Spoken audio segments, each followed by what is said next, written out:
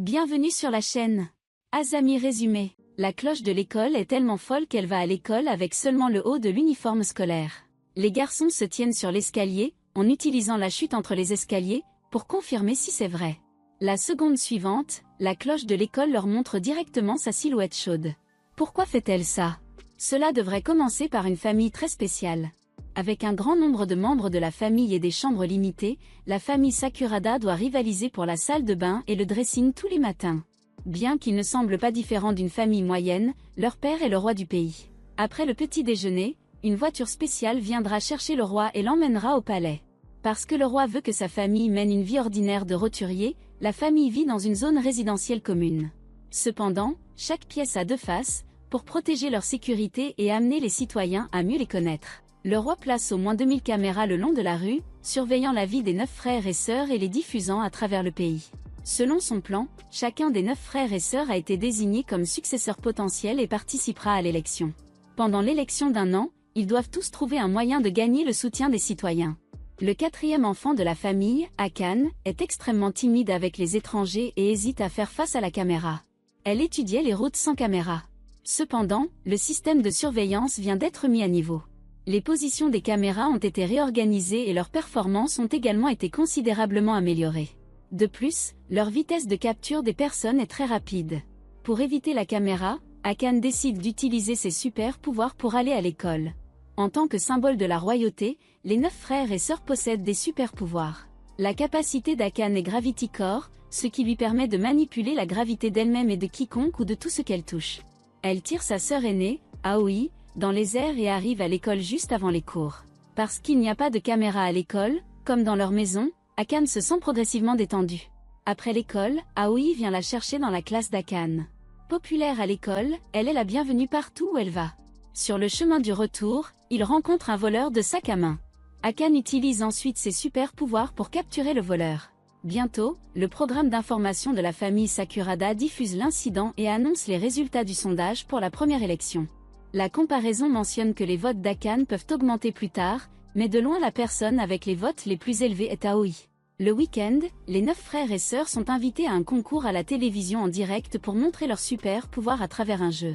Le jeu s'appelle Sanari Dandy. En moins d'une heure, ils doivent rassembler les jouets les plus empaillés placés sur le toit et les mettre dans les paniers avec leur nom pour stimuler leur esprit combatif. Le roi propose que le perdant nettoie toutes les toilettes du château. Teru, le 8e enfant, possède la capacité de dépasser les limites. Il utilise ce pouvoir incroyable pour grimper sur le toit. Cependant, sa force est si immense qu'elle endommage facilement les murs extérieurs du bâtiment.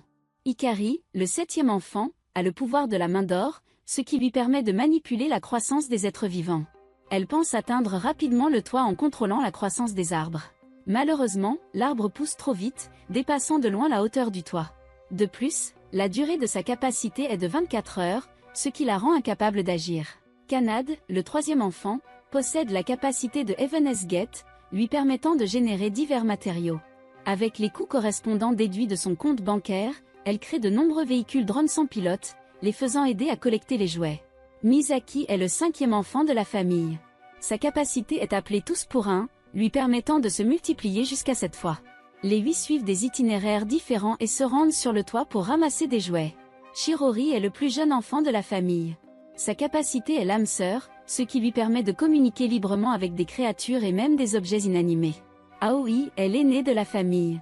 Sa capacité est appelée travail invisible, elle peut donc tout faire une fois qu'elle l'a appris. Shirori apprend la route la plus proche du toit depuis la bouche d'incendie, mais elle est encore à la maternelle et a une très mauvaise mémoire. Par conséquent, elle doit travailler avec Aoi. Shu, le 2e enfant et le fils aîné de la famille, a la capacité appelée transporteur, qui lui permet de se téléporter et de téléporter toute personne qu'il touche à un certain endroit. En utilisant cette capacité, il atteint immédiatement le toit. Pendant ce temps, Haruka, le 6e enfant de la famille, utilise son super pouvoir, beaucoup de Next, pour analyser sa probabilité de devenir le perdant. Sachant qu'il est juste derrière Akane et la possibilité de perdre, il propose de travailler avec Akane. Cependant, ne voulant pas être concentré, Akane ne se soucie pas beaucoup du résultat même si elle sera la perdante. Haruka lui rappelle que le nombre de toilettes dans le château est très important et qu'elle rencontrera toutes sortes de personnes lors de son nettoyage. Akane est persuadé par Haruka et l'emmène sur le toit, car Akane craint d'exposer accidentellement son corps pendant le vol. Haruka utilise sa main pour couvrir ses parties intimes.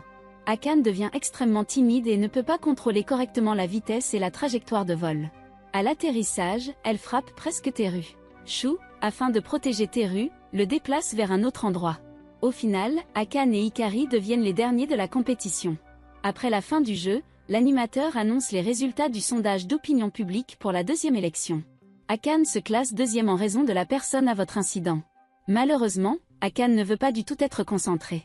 Voir sa détresse suggère toujours que si Akane devient le roi, elle peut retirer toutes les caméras et abolir le programme d'information de la famille Sakurada. Persuadée par elle, Akane décide de travailler dur pour gagner les élections. En plus d'Akane, la personne qui veut surtout gagner l'élection est Kanade. Elle est la vice-présidente du conseil étudiant et est gentille avec tout le monde. Un jour, le conseil étudiant tient une réunion intérimaire, demandant à tous les membres et chefs de classe d'être présents. Akane, en tant que chef de classe, doit également assister à la réunion. Sur le chemin de l'école ensemble, Akane suggère soudainement à Kanade de créer une voiture spéciale pour qu'elle puisse éviter les caméras sur le chemin de l'école, car créer des objets coûtera de l'argent. Kanade pense qu'Akane essaie juste de la faire chanter. Akane est très curieuse de savoir combien d'argent Kanade a sur son compte, mais elle ne s'attend jamais à posséder presque autant que le budget national. Kanade est extrêmement compétente en matière d'investissement et de gestion financière. Pour s'assurer qu'elle a assez d'argent, elle travaille très dur pour gagner de l'argent tous les jours. Bien que Kanade refuse de donner à Akane une voiture spéciale, cela ne signifie pas qu'elle ne se soucie pas d'elle.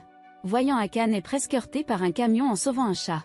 Kanade crée un mur très épais pour la protéger, qui est fait de matériaux de rembourrage à haute résistance et coûte 40 millions de yens. Se sentant coupable, Akane jure de travailler dur pour rendre l'argent à Kanade. Passons maintenant aux expériences des autres personnages. Cette fille nommée Anna est la camarade de classe de Shu, nouvelle dans la classe. Anna n'a pas d'amis. À ce moment-là, elle remarque un garçon qui ressemble à son camarade de classe à l'école primaire, alors elle prend l'initiative de lui parler. Cependant, le garçon ne se souvient pas du tout de Anna. Juste au moment où Anna se sent perdue, Shu la salue. Il s'avère qu'ils étaient aussi camarades de classe à l'école primaire, et Shu se souvient encore d'elle. Touchée par son action et sa douce personnalité, Anna ne peut s'empêcher de tomber amoureuse de lui. Anna est assise devant Shu, elle a hâte d'interagir avec lui tous les jours. Même si Shu pulvérise accidentellement du lait sur son visage, elle ne se fâchera pas mais lui dira qu'elle aime le lait. Pour l'aider, alors que Shu passe, les amis d'Anna poussent Anna sur lui. Sentant le Shu, le visage d'Anna rougit. Sous une timidité extrême, Anna s'enfuit précipitamment. Cependant, Shu comprend mal que Anna le déteste et hésite à le regarder. Après l'école, Shu et Akane rentrent ensemble à la maison. Par coïncidence, Anna tombe sur eux. Parce qu'ils ont l'air très proches, elle les prend pour un couple. À ce moment, Shu remarque que quelqu'un les suit et tire rapidement Akane pour se cacher au coin.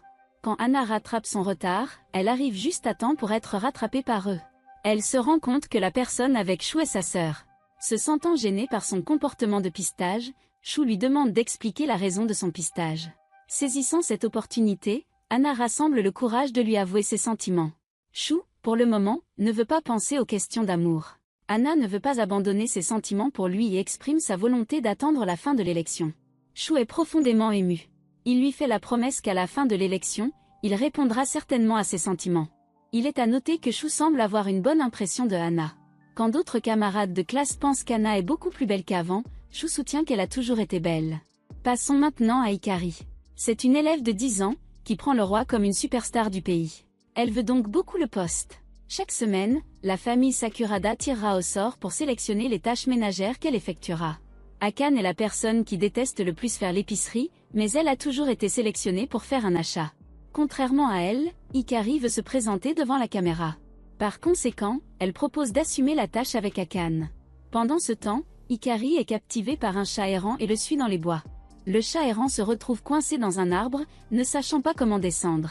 Hikari se souvient de la nouvelle d'Akane sauvant un chat et décide de l'imiter pour gagner la faveur du public. Elle utilise son super pouvoir pour devenir une femme, faisant tomber le chaton.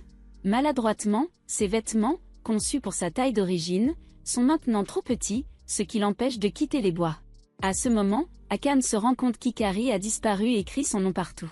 Hikari lui répond de toute urgence, car il faut 24 heures pour que son corps retrouve sa taille normale.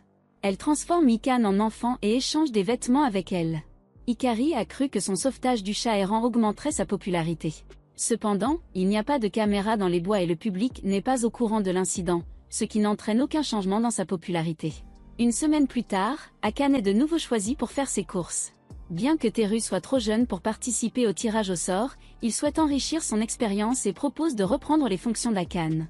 Le pensant négligent, Shiori décide de l'accompagner par crainte qu'il n'ait des ennuis seul. Se sentant coupable, Akane décide de les suivre et d'observer la situation. Pour échapper aux caméras de surveillance, elle décide de partir avec Hikari. Elle demande à Hikari de la changer en enfant, tandis qu'Hikari grandit en femme. Comme Shiori s'y attendait, Teru a des ennuis dès qu'il sort. Il oublie de prendre le sac à provisions.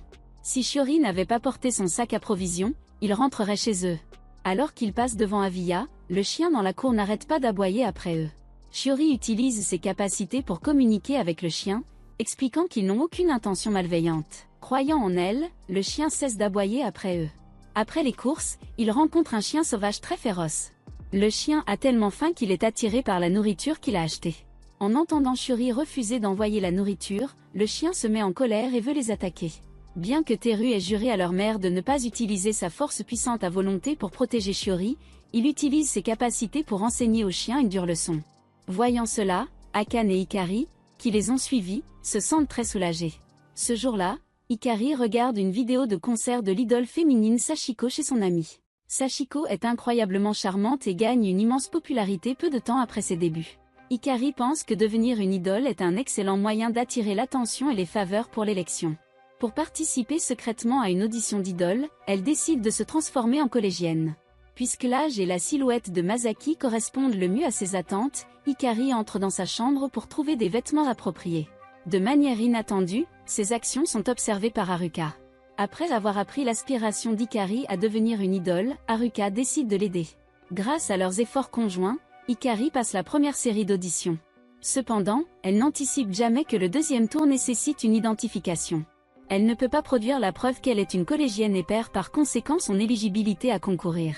Se sentant très triste, Hikari annonce à Haruka le résultat et a l'intention de partir. Quand Haruka va aux toilettes, un agent nommé Matsuoka aperçoit Hikari dans la foule.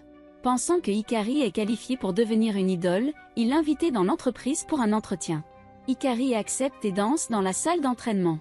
Heureusement, elle est reconnue par les dirigeants de l'entreprise. Plus surprenant, Sachiko est également de cette entreprise.